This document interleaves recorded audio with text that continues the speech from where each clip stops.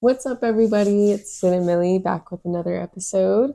Yeah. So, as you know, we have been watching the World Cup and wanted to kind of talk about a kind of surprising outcome of a knockout today. So, Yeah, Millie, you yeah. want to talk? Well, why don't we Yeah, tell us what let's team get it into it. Yeah, was? so as we know, the round of 16 is in full swing at the World Cup right now. And the game we wanted to chat about is Brazil versus Norway. Norway has just knocked Brazil out of the World Cup 2-1 in the round of 16. A pretty dramatic result, especially for Brazil, as you know, again, a team that holds a lot of anticipation Yeah. and a lot of expectation at these tournaments with what they're supposed to bring. So yeah, pretty huge result for Norway, but most importantly, a massive disappointment for Brazil, Massive. a massive disappointment for the whole country. And yeah, we just want to break down kind of what happened for Brazil, what we think went wrong for Brazil, and yeah, that's basically all. So So, let's where do you think it started? Where did yeah, the problems start? yeah. Well, I think Brazil, similar to Germany, similar to the Netherlands, I think their performances were a little bit masked by the big results they got. They had Mm, a couple of games where they got those big results, and people kind of didn't focus in on the parts of their football that weren't that great. got it. Against Japan, we kind of saw it. Like the football they were playing was very slow, very methodical, and it was very tough for them to break Japan down and create actual big chances. And I think we saw a lot more of that today. I think we saw more of, though they did create chances today, Mm-hmm. got a little bit unlucky with finishing, got a little bit unlucky in terms of the Norway goalkeeper having a phenomenal game. Yeah. But I think, in terms of the football they play, it isn't really reminiscent of Brazil, like Mm, it isn't Brazilian style football. right. Because what is that called again? The like theory, the terminology would be like jogo bonita, Okay. which is to play beautifully. And I think they're missing a little bit of that flair, a little bit of that technicality, a little bit of that kind of X factor that you Mm-hmm. expect when you're watching a Brazilian team. I think Carlo Ancelotti has an amazing resume, has an amazing career as a football coach. But I think when we are thinking of Brazilian football and the way we expect the Brazilian national team to play, it's been a while since we've seen a Brazil team that is recognizable Mm, for their traditional style. And they do have players, in Vinny Jr., in Cunha, who can be tricky and can bring that flair, potentially even Rafinha, who got injured, so he wasn't okay. available. Got it. But I think they were missing that. They were missing that X factor, Mm, missing that like clinical ability, in these key moments. And it's just really disappointing that they didn't have kind of someone who was going to step up in that tight time to yeah. push them over the line. Mm-hmm. Yeah. Yeah, absolutely. We need someone who's gonna like take the chance and take the Yeah. risk and like not try and serve the ball in for someone else to shoot the goal. Yeah, exactly. And I feel like the way Brazil played, it felt like a very European brand of football. Mm, And I mean that in the sense it was very possession based, very, tactical, very maintain possession, like try and maintain control of the game and dictate rhythm. But I don't think that is really how Brazil should be playing. got you. Not necessarily to say that South American teams can't be possession dominant teams, but I think when you have that possession, it's what you do with it that matters.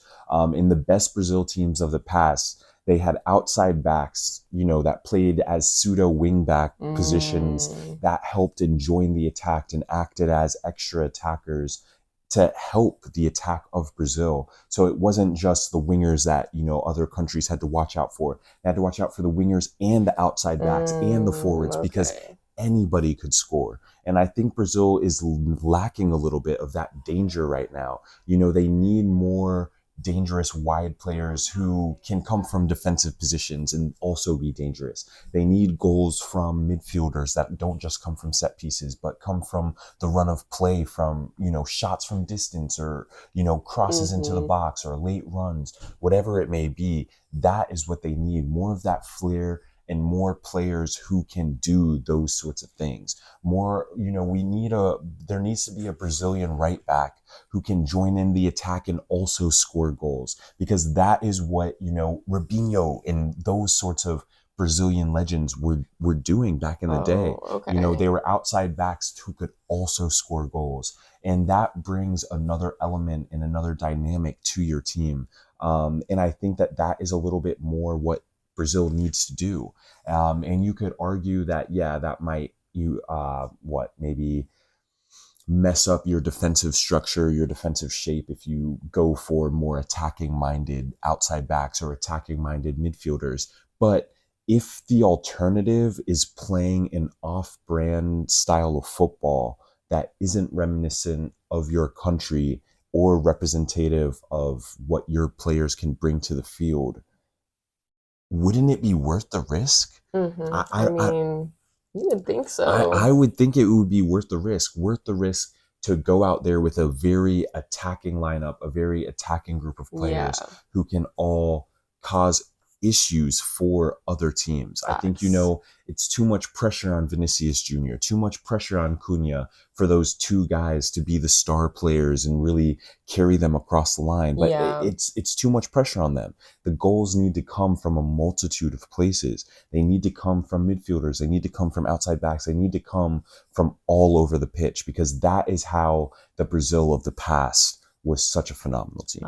Yeah, the Okay. Brazil of the past, you never know. I mean, you had Roberto Carlos who could shoot from distance, who could dribble past anybody. Like that is, again, I'm not saying that, you need to try and replicate, players of the past, but Right. I just feel like that identity is what, everybody has kind of come to expect when you're watching Brazil play. And I think that, yeah, the possession based football, it's just a little bit too comfortable for their style. I mean, even someone like Vinicius Jr., he thrives on the counterattack. He thrives when he can run at defenders at full speed and make defenders make iffy decisions. Hmm. He can't do that in a team that is possession based. You Got know what you. I'm saying? Yeah. It's a lot tougher for him to get those opportunities to run in behind and run at defenders when they're just maintaining possession and keeping the ball around. Not doing like quick, succinct attacks and things like Exactly. that. So Got it's just it. like, what can you do to draw the other team out and get them to step their lines so that you can utilize your players to the best of their ability? Mm, I said it earlier in the tournament about Cunha. He needs to be able to run at players. He needs the ball at his feet, but he needs the ball at his feet with space to attack. yeah. That way he can truly show how dangerous he is with the ball at his feet. But Cunha being in a system where he's expected to pass within 2, 3 touches, it doesn't reward his style of football. Yeah. It doesn't allow him to bring that Brazilian flair that we want to see. We True. want to see Brazilian players taking people on, beating them for pace. And we would get that if Vini and Cunha and Endrick and those sorts of players had a more dynamic style of football Yeah. that would allow them to be running at those players and starting attacks from the back line, but sometimes foregoing the midfield, or sometimes skipping a player when you're in possession. Can the center back on the right side of the pitch, can he play into the right mid instead of the right back? Can we cut the right back out of the equation? Can our center backs play into the forward who plays off to an attacking midfielder who then slips in behind an outside mid? Those are the types of dynamic movements that are necessary if you really want to move a back line of an opposition team. And in doing so, you would create more opportunities. And they did it at moments in the game, which Endrick had the big opportunity, the one-on-one with the goalkeeper, which was missed. But, Hmm. in those moments late in the game, we saw Brazil finally kind of take off all the stops and attack full force. And when they did that, they were very dangerous. But again, it was like, that should have been the expectation from the get-go, with Cunha, with Vinny, before those subs were made. Those guys should have been full on attack from the jump. Yeah. And again, Brazil had opportunities. Obviously, Bruno Gilgamesh missed the penalty kick at a very pivotal point in the game. Yeah. And That was hard to watch. it was very hard to watch. And again, like, no disrespect to Bruno G, he's had a great tournament, he's done well. But when you have players like Vinicius Jr. and Cunha on your field, on the pitch, No way is Bruno G taking a penalty kick. I'm sorry. If I was the coach, I would have been screaming. Like, I probably would have got a yellow card stepping on the field for screaming at Bruno G to hand the ball to Vinicius Jr. Why is Vinicius not taking that penalty kick? Truly. And if not Vinicius, if he needed to tie his shoe, why not Cunha?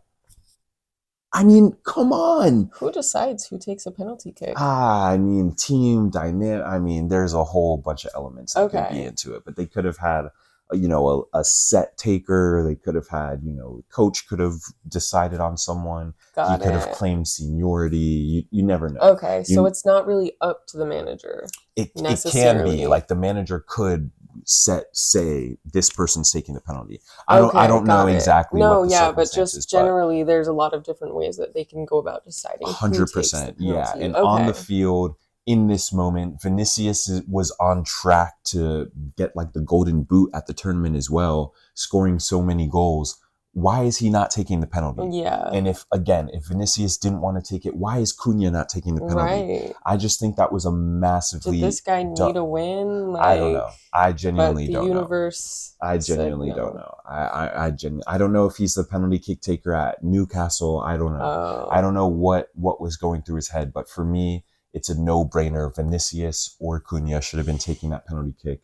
And I think, if that goes 1-0, I think it changes everything about the game yeah, because of course Norway would be attacking. They would have to come out of that defensive block a lot more, which then would have allowed Brazil more opportunities with Vinicius, with Cunha, with those yeah. guys. So the dynamic of the game changes completely, but they missed the penalty. That And was hard. yeah, That was that comes hard to down to just watch. choosing the wrong penalty kick taker. It shouldn't have been Bruno. Again, no Yeah, disrespect to Bruno G, but again, with Vinicius Jr. on the field, no way you're touching a penalty if I'm the coach. I yeah. mean, come on, bro. Absolutely crazy. So that decision inevitably ended up hurting Brazil. They got a penalty later in the game once Neymar was on the field, and Neymar converted it Mm-hmm. very easily after some back and forth with the goalkeeper. But again, it was a consolation goal at that point because Norway had scored twice. Defensively, Brazil in absolute shambles. I mean, I called it again with Van Dijk in the Netherlands, and it's the same situation today with Gabriel. A Premier League defender, Holland, you play Oh, against yeah. Holland multiple times a season. You know what Holland likes to Bad. do. I just don't understand. Now, the first goal, okay, Gabriel, I'll give it to you that, you could say he had the edge. You were backpedaling, so you couldn't win the header. Whatever. Mm, I'll give you the first one, though you never checked your shoulder to see where Holland was, to see where his run was. I watched the replay in slow mo. You never checked your shoulder, Gabriel. It's massively important to make sure you know where the forward is at all times. Period. You know this. You play in the Prem. This is basic for you. So absolutely missed the block with that. Should have had the arm up, should have already had jumped, should have been up in the air. That way Holland would have been forced to foul him from undercutting. So yeah. again, poor defending from Brazil. And Norway has one key attacker. He's the giant blonde guy with the ponytail. It's so obvious. I And I know. just feel How do like you miss as center him? backs, you have one job: mark the guy with the number 9 on his jersey. And the Brazilian center backs failed to do that. In the second goal, Holland picks up the ball at the top of the 18. How is a center back not up him? I don't get it. They should have been attached to him, on top of him, at the Yeah, top of the 18. Worst comes to worst, you give up a foul, but at least you don't give him a free shot on target. Both facts. center backs standing there worried about getting Meg, trying to close their legs. How about blocking the shot, brother? I mean, come on, slide, throw your body on the ground, do anything to prevent their best player from having a uninterrupted shot on target. Yeah, I I mean, it's mean, common sense. Just piss poor defending, yeah. absolute poor defending. And again, Gabriel, the other center back was there as well. He could have made a plate as well. But again, Gabriel is a Premier League champion with Arsenal. I have a higher expectation. He should have stepped there. He should Hmm. have had a body on Holland. He should have known who the danger man is and known where he was. It was another situation of a guy is wide. He cuts the ball back and no one has seen where the most dangerous guy on the field is standing. How does that happen? Yeah, I do not It's know, unacceptable. genuinely. It is defensively unacceptable. So next World Cup, next tournament, Brazil needs to really analyze who their defenders are. The back four is not good enough. The Mm-mm. midfield is not good enough. The attackers need help. Vinicius was fantastic. Endrick, I think, has a great future. But who is the number 9 for Brazil? We don't know. We don't know. They Yeah. need, look, Rafinha is struggling with injuries left and right. They need somebody who can go up top and score goals, who can bang in goals. They Yeah. need outside backs who can impact the game in a positive way and not just pass, pass, pass. No, no more role players in a Brazilian national team. They need players with flair, players that want to change the game, and players who can embody Yoga Bonita and really embody the Brazilian spirit, because that Mm-hmm. is how they're supposed to play football. It's like they look miserable out there, miserable, Yeah. because they're being detached from their roots. They're supposed to be playing, when you wear their Brazilian jersey, you're supposed to be playing like you love the sport, like you love the game, like you love what you're doing. They look miserable out there. Yeah. Yeah. So I don't know. Massively disappointing for Brazil. Massively underperforming Brazilian national team, and it needs a complete overhaul Wow. in all 3 parts of the field. That's the reality. Wow. So that's what went wrong with Brazil. That's the reason they're going home early, Damn. because it's not that they don't have the players to be decent. Yeah, we know that. They have the players, but they need more. They need more, and so they're just not quite there yet. Not to challenge for the World Cup. And I really had high hopes. I would love to see, South American champions that aren't Argentina. Ugh, yeah. But anyway, yeah. So those are our thoughts on why Brazil has crashed out of the World Cup early. Super disappointing, but is what it is. Truly. Yeah. Another tournament favorite bites the dust. I know what Yeah. is happening, But but anyway, to Cunha, go enjoy your vacation, get rested up. Big season ahead of you, big things coming for you in this season, high expectations of you. You're a phenomenal player. You had a great tournament. So, Cunha, keep your head up, keep up the grind, enjoy your time off, and then get back to Carrington, my guy. Time to throw back on the red, soon. yes, So truly. anyway, so yeah, those are our thoughts on Brazil bowing out of the World Cup. So, yeah, if you made it this far, Thanks for watching. we'll see you next time. Peace. Bye.